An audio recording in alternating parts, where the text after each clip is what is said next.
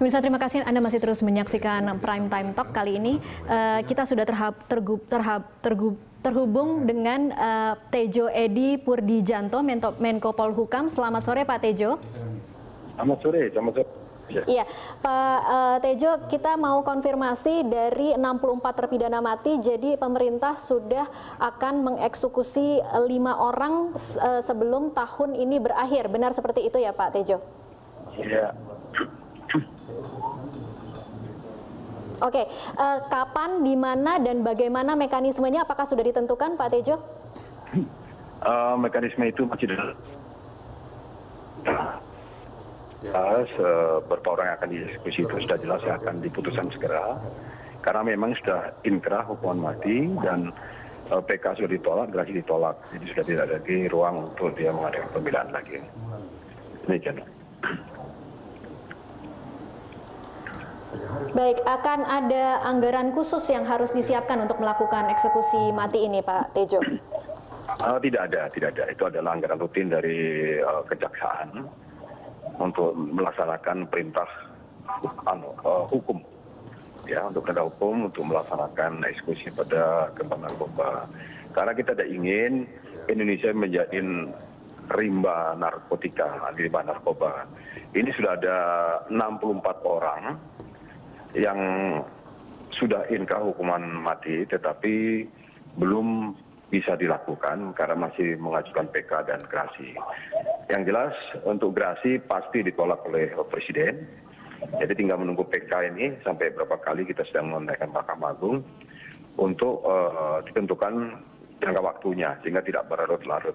Demikian Mbak Tasya. Oke, bisakah kita mengetahui siapa saja dan apa kasusnya Pak Tejo? Ini jelas sebagai pengedar narkoba dan bandar besar ini, bandar besar. Sementara ini baru itu, tetapi masih ada totalnya nanti ada 64 orang yang sudah inkrah mendapatkan hukuman mati itu. Dan ini akan kami lakukan secara bertahap sesuai dengan proses hukum yang berjalan selama ini. Demikian. Oke, kewarganegaraannya sudah bisa diketahui Pak Tejo? Sementara ini yang mendahului ini kebetulan warga negara Indonesia semua yang sekarang ini. Tetapi dari 64 itu banyak juga warga negara asing dari China, dari Afrika, dari berbagai negara yang sudah masuk di daftar list kami.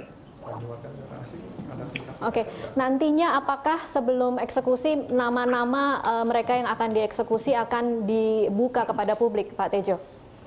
Iya pasti, dari Kejaksaan Agung akan merilis itu kepada publik dan akan dilakukan, ini akan diekspos begitu, bahwa ini betul kita melakukan tidak main-main dengan masalah narkoba. Karena Indonesia sekarang sudah masuk dalam keadaan darurat narkoba. Ya, ini yang harus disikapi, karena selama ini setiap hari itu ada sekitar 40 orang yang meninggal karena narkoba. Ya, nah itulah makanya pemerintah mengambil sikap 2015 diharapkan Indonesia bebas narkoba. Ini harapan, tetapi kalau kita tidak mau mulai dari sekarang, ya kapan lagi kita akan melakukan itu demi generasi muda yang akan datang nantinya. Demikian Mbak Tasya. Oke, kemarin beberapa waktu yang lalu Menkumham sempat berkunjung ke Nusa Kambangan. Apakah memang lokasinya akan dilakukan di Nusa Kambangan, Pak Tejo? Soal teknis pelaksanaan nanti kita serahkan kepada Kejaksaan. Kemarin kemudian Menkumham ke Nusa Kambangan bersama dengan Jaksa Agung juga, ya, untuk melihat situasi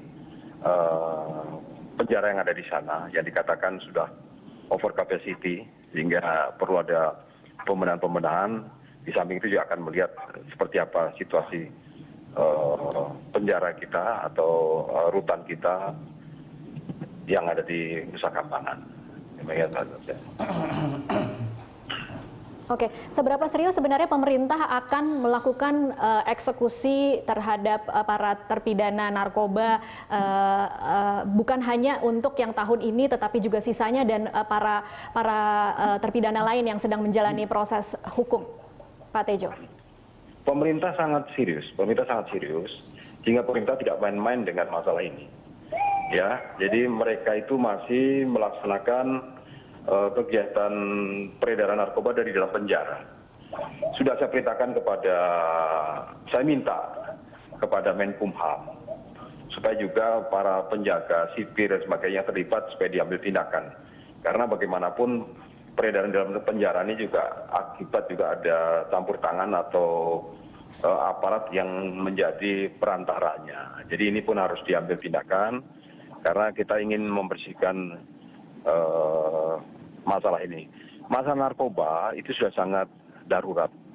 Itu dari mulai anak-anak SD sampai dosen di satu universitas sudah terkena demikian ya. Tidak menentukan juga dari ibu rumah tangga, kemudian dari kalangan sampai tingkat RT RW itu sudah terkena semua masalah narkoba. Kemarin baru saja saya memberikan pengarahan kepada remaja masjid di Istiqlal tentang bahasa kebangsaan. Mereka Oke, baik, tampaknya terputus. Pemirsa, kita akan kembali usai jeda komersial berikut.